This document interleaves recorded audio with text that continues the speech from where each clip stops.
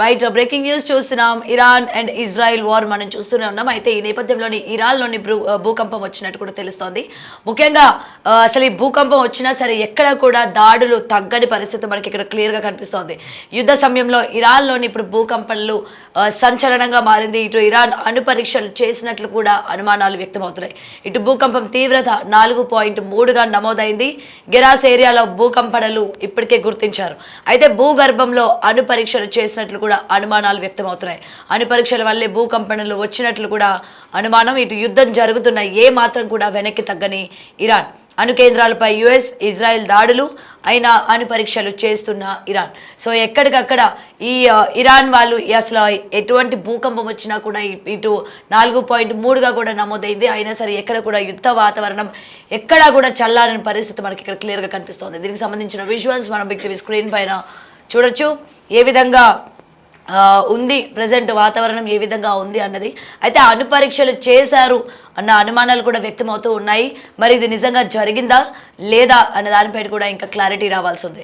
అయితే present rector స్కేల్లోని 4.3గా కూడా నమోదైంది ఇటు భూకంపం. అయినా సరే ఎక్కడికక్కడ ఎలాంటిది వచ్చినా కూడా యుద్ధ వాతావరణం ఎక్కడ తగ్గని పరిస్థితి మనం ఇక్కడ క్లియర్గా చూస్తూ ఉన్నాము.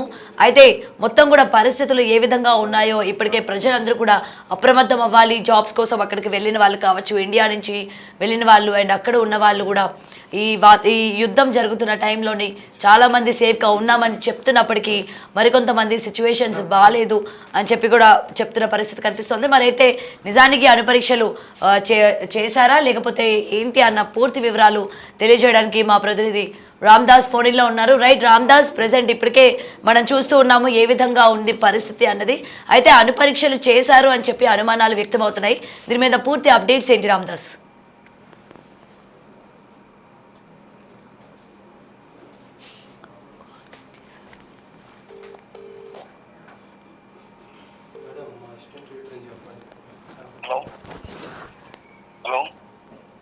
రైట్ రామ్దాస్, ప్రెసెంట్ సిచ్యువేషన్ మనం చూస్తూ ఉన్నాం. ఇరాన్లోనే అణు పరీక్షలు జరిగినట్టు కూడా అనుమానాలు వ్యక్తమవుతున్నాయి. సో దీని మీద పూర్తి అప్డేట్స్ ఏంటి రామ్దాస్?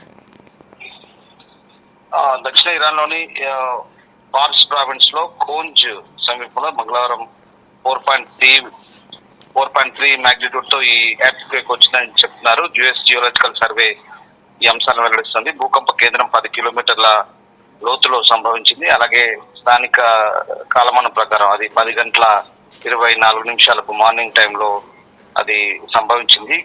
గెరాష్ కు ఉత్తర ప్రాంతంలో వాయువ్యంగా దాదాపు 55 కిలోమీటర్ల దూరంలో, ఎక్కువగా ఇది గ్రామీణ ప్రాంతంలో భూకంప కేంద్రం ఉన్నట్టుగా తెలుస్తుంది. 4.3 మ్యాగ్నిట్యూడ్ తో వచ్చే భూకంపాన్ని వాస్తవానికి ఇది తేలికపాటి నుంచి ఒక మధ్యస్థ భూకంపంగా కూడా వర్గీకరిస్తారు. భూకంప కేంద్రానికి దగ్గరగా ఉన్నటువంటి నివాసితులు ప్రకంపనలకు కొంత లోనై ఉండొచ్చు, కానీ అలాంటి భూకంపాలు సాధారణంగా పెద్ద నష్టాన్ని కలిగించవు. కానీ ప్రస్తుతానికి ప్రాణ నష్టం కానీ లేదా అతిపెద్ద నష్టం కానీ జరిగినట్టుగా ఎలాంటి నివేదికలు లేవు. అలాగే సునామీ హెచ్చరికలు కూడా జారీ చేయలేదు. అలాగే సునామీ ప్రమాదాలు కూడా తక్కువే. బట్ ఇక్కడ మనం చూసుకుంటే కనుక ఇప్పుడున్న పరిస్థితుల్లో భూకంపం ఎందుకు వచ్చింది అనేది మనం టెక్నికల్ అంశాలను కాస్త పక్కన పెడితే వాస్తవానికి ఇప్పుడున్న పరిస్థితులను బేరీజ్ వేసుకుంటే కనుక అణు పరీక్షలు జరుపుతోంది ఇరాన్ అనేది ప్రధానంగా మొదటి నుంచి ఇజ్రాయెల్ అమెరికా ఆరోపిస్తోంది. సో ఆ అణు పరీక్షల వల్లే ఈ భూ ప్రకంపనలు సంభవిస్తున్నాయనేది ఒక వాదనగా వినిపిస్తుంది. ఎందుకంటే ఇప్పటికే ఇస్ఫహాన్, నతాంజ్, ఫోటో లాంటి కేంద్రాల్లో, భూగర్భ కేంద్రాల్లో ఈ అణ్వాయుధాలకు సంబంధించినటువంటి యురేనియం శుద్ధి కొనసాగుతుంది. ఆ యురేనియం శుద్ధికి సంబంధించి మొదటి నుంచి కూడా అభ్యంతరాలు వ్యక్తమవుతున్నాయి. పశ్చిమ దేశాలు కానీ, ఇజ్రాయెల్ కానీ, అలాగే అమెరికా కానీ ఆ అణ్వాయుధాల సంబంధించినటువంటి శుద్ధిని ఆపాలి, యురేనియం శుద్ధిని ఆపాలి, లేదా దాంతోపాటు ఈ మిసైల్స్ సంబంధించినటువంటి ప్రొడక్షన్ ఆపాలి. ఇలాంటివి కొన్ని అంశాలతోనే మొన్న జెనీవాలో చర్చలు జరిగిన సంగతి తెలిసిందే. అసలు ప్రధానంగా ఇప్పుడు యుద్ధానికి కారణం అంతా కూడా న్యూక్లియర్ వార్ హెడ్ సెంట్రిక్ గానే ఈ వార్ కొనసాగుతుంది. ఈ నేపథ్యంలో ఇప్పుడు భూకంపం రావడం అనేది సాధారణంగా ఒక చర్చనీయాంశంగా మారే పరిస్థితి. వాస్తవానికి అది యాదృచ్ఛికంగా భూకంపం వచ్చినా, లేదా సహజంగా ప్రకంపనలు వచ్చినా, లేదా అక్కడ టెక్టానిక్ ప్లేట్ల కదలిక వల్ల వచ్చినా కూడా జరుగుతుంది. ఏంటంటే ఇప్పుడు ఉన్నటువంటి సిచ్యువేషన్ లో దీనికి చర్చించుకోవాల్సిన పరిస్థితి వస్తుంది. ఎందుకంటే భూ ప్రకంపనలు అనేది సాధారణంగా మైనింగ్ తోనో లేదా ఆటమిక్ యాక్టివిటీ అంటే ఆటమిక్ ఎనర్జీ సంబంధించిన టెస్టులు కనుక చేస్తే ఖచ్చితంగా అదొక చాలా శక్తివంతమైనటువంటి ప్రకంపనలు ఉంటాయి భూగర్భంలో చేస్తే కనుక దాని ప్రభావం ఉంటుంది. ఇదివరకు జరిగినటువంటి భూకంపాలు గతంలో 2025 లో కూడా వచ్చాయి. ఇరాన్ లో చాలా భూకంపాలు వచ్చాయి. ఇరాన్ తో పాటు అజర్బైజాన్ లో వచ్చాయి, అలాగే చుట్టుపక్కల ప్రాంతాల్లో వచ్చాయి. సో ఇదంతా కూడా దానికి సంబంధించినటువంటి గల్ఫ్ ఆఫ్ పర్షియా ప్రాంతంలో ఉంటే ఒక టెక్టోనిక్ ప్లేట్ల కదలిక, దానికి సంబంధించినటువంటి ఆ సర్దుబాట్ల కారణంగా వచ్చాయని భావించారు. కానీ ఇప్పుడున్నటువంటి పరిస్థితుల్లో ఇరాన్ ప్రధాన టెక్టోనిక్ సరిహద్దుల వెంబడి ముఖ్యంగా ఈ ఆల్పైన్ అలాగే హిమాలయన్ భూకంప బెల్ట్ కూడా ఉంది. సో తరచుగా భూకంపాలు వస్తుంటాయి. అలాగే ఈ దేశంలో ప్రతి ఏడాది 2000 కంటే ఎక్కువ భూకంపాలు సంభవిస్తాయి. వాటిలో కూడా చాలా వరకు అంటే ఎక్కువ తీవ్రతతో ఉండవు, అది మధ్యస్థ భూకంపాలుగానే పరిగణిస్తారు. కానీ ఇప్పుడున్న ప్రధాన అంశం ఏంటంటే ఈ యురేనియం సంబంధించినటువంటి టెస్టులు చేశారా, అణ్వస్త్రాలకు సంబంధించినటువంటి టెస్టులు ఏమైనా చేశారా, చేస్తే కనుక ఈ ప్రకంపనలు వచ్చాయన్నది చాలా ప్రధానంగా భావిస్తారు. ఎందుకంటే మనకు కూడా గోదావరి బెల్ట్ లో మైనింగ్ జరుగుతుంది కాబట్టి ఆ మైనింగ్ వల్లే భూకంపాలు వస్తున్నాయని కొంత అపోహ ఉంది. కానీ అక్కడ మనకున్నటువంటి ఇండియన్ టెక్టానిక్ ప్లేట్ల కదలిక వల్ల మనకి ఇక్కడ సర్దుబాటు జరుగుతుందని మనం కూడా భావిస్తాం.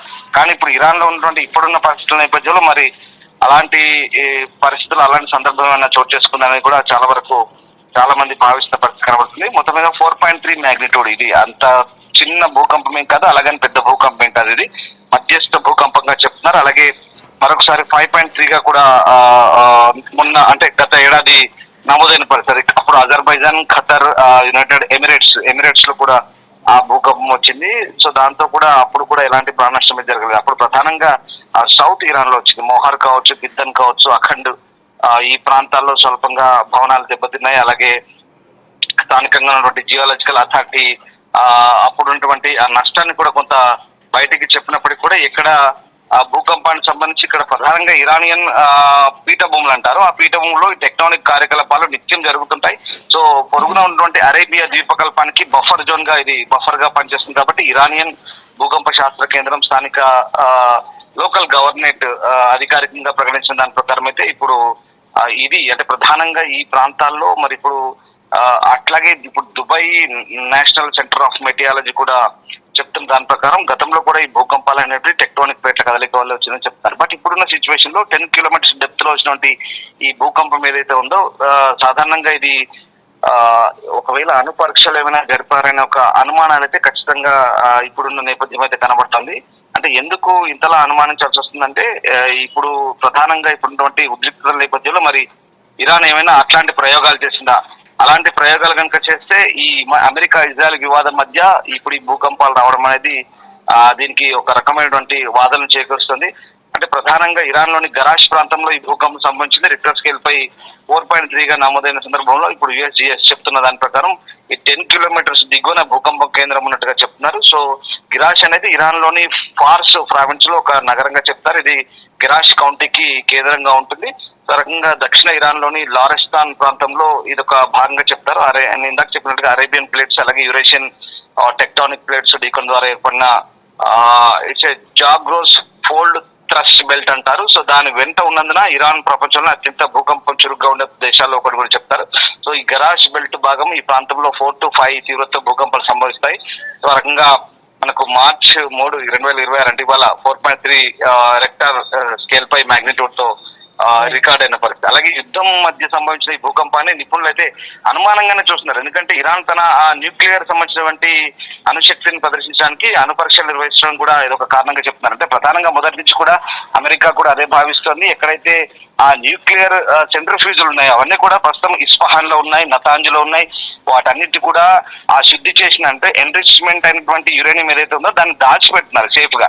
అమెరికా ఇజ్రాయెల్ ఏదైతే బయట పెట్టమని చెప్తుందో అలాగే international atomic energy agency IAEA చెప్తున్నటువంటి హెచ్చరికలు ఏవైతే ఉన్నాయో బేఖాతరు చేస్తున్నారు. మొదటి నుంచి కూడా ఇంటర్నేషనల్ ఆటమిక్ ఎనర్జీ ఏజెన్సీ అడుగుతోంది, మేము ఇరాన్ లో తనిఖీలు చేస్తాం, అసలు మీరు ఎక్కడ దాచిపెట్టారు, ఇంత విమర్శలు వస్తున్నాయి, మీ మీద యుద్ధాలు కూడా జరిగేందుకు సిద్ధంగా ఉన్నాయని చెప్పినప్పుడు కూడా ఇరాన్ పెడచెవిన పెట్టింది. దాంతో ఏకంగా ఇరాన్ పై ఇజ్రాయెల్ అమెరికా స్ట్రైక్ చేసింది. మనకు తెలిసిందే అయతుల్లా అలీ ఖమేనీ కూడా స్ట్రైక్ లో ఎలిమినేట్ అయిన పరిస్థితి.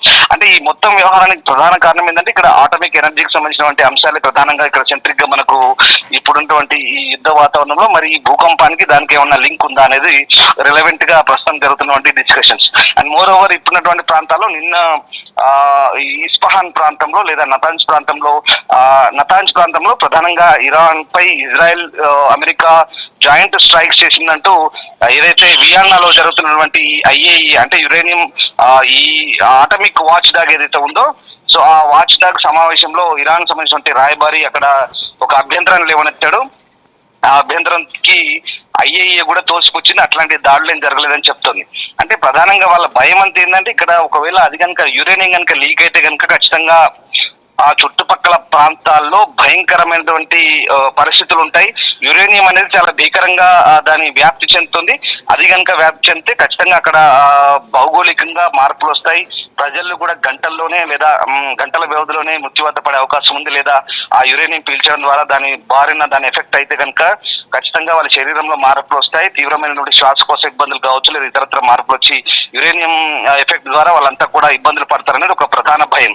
సో దాంతో ఆ ప్రాంతానికి ఉన్నటువంటి చుట్టుపక్కల ప్రాంతాలన్నీ కూడా ఎవాక్యుయేట్ చేస్తున్నారు, ఖాళీ చేస్తున్న పరిస్థితి కనబడుతోంది. ఇక్కడ ఐఏఈ హెచ్చరికలు కూడా అదే, చుట్టుపక్కల ప్రాంతాలను ఖాళీ చేయడం ఒకటే మార్గంగా చెప్తున్నారు. సో ఇదంతా ఈ మొత్తం హెచ్చరికల నేపథ్యం ఇక్కడ ఏదైతే ఆటమిక్ ఎనర్జీ వాచ్ డాగ్ ఏదైతే ఉందో, సో జెనీవాలో జరిగిన చర్చల్లో కూడా ఎలాంటి సారాంశాన్ని వీళ్ళు బయటపెట్టలేదు. వియన్నాలో కూడా ఎలాంటి ఆధారాలు ఇవ్వలేదు. దీంతో ఇక అమెరికా కూడా అలాగే ఇజ్రాయెల్ కూడా వరుస స్ట్రైక్స్ చేస్తుంది. ఇలా ప్రధాన టార్గెట్ ఒక్కటే, ఇక్కడ ఉన్నటువంటి యురేనియం ఎన్రిచ్మెంట్ ఏదైతే ఉందో దాన్ని అంతా కూడా డిస్ట్రాయ్ చేయాలి, దాన్ని అంతా కూడా నామరూపాల్లో కూడా చేయాలి. కనీసం 1 గ్రామ్ యురేనియం కూడా లేకుండా చేయాలి ఇరాన్ దగ్గర అనేది వీళ్ళ ప్రధాన లక్ష్యం. సో దాంట్లో భాగానే మొదటి లక్ష్యం నాయకత్వాన్ని తుడిచిపెట్టడం. నాయకత్వాన్ని తుడిచిపెట్టే లక్ష్యంలో భాగంగానే ఖొమైనీ కాంపౌండ్ పై అటాక్ చేసి ఏకంగా అధ్యక్షుని లేపేశారు, కమాండర్లను లేపేశారు. తర్వాత నెక్స్ట్ టార్గెట్ వచ్చేసి మిలిటరీ స్థావరాలను కూడా దాదాపుగా డిస్ట్రాయ్ చేస్తున్నారు. ఇప్పటికే వాళ్ళ ఎయిర్ బేసెస్ అన్ని కూడా, అలాగే నావల్ బేసెస్ అన్ని కూడా డిస్ట్రాయ్ చేశారు. ఐఆర్జీసీ కమాండ్ ఆఫీసులు, బ్రిగేడ్ ఆఫీసులు కూడా డిస్ట్రాయ్ చేశారు. ఇక నెక్స్ట్ వచ్చేసి ఇక యురేనియం శుద్ధి కేంద్రాలు ఏవైతే ఉన్నాయో, ఏ మూలను దాచిపెట్టినా, ఏ అణువులు దాచిపెట్టినా ఇప్పటికే అమెరికా అత్యంత ఆధునికమైనటువంటి టెక్నాలజీని ఉపయోగిస్తుంది. గూగుల్ నావిగేషన్ సిస్టమ్ ఉపయోగిస్తుంది, రాడార్లను ఉపయోగిస్తుంది. ఖొమైనీని అంతమొందించేందుకు ఎంత ఆధునికమైన టెక్నాలజీ ఉపయోగించారో ఇప్పుడు యురేనియం శుద్ధిని కనిపెట్టడానికి కూడా అంతే ఆధునికమైన టెక్నాలజీ ఉపయోగిస్తుంది. ఇక్కడ మనం ప్రధానంగా దీనికి రిలవెంట్ గా మనం చెప్పుకోవాల్సింది ఏంటంటే, గెరాజ్ ప్రాంతం అనేది మారుమూల గ్రామీణ ప్రాంతం, ఇప్పుడు భూకంపం వచ్చిన ప్రాంతం.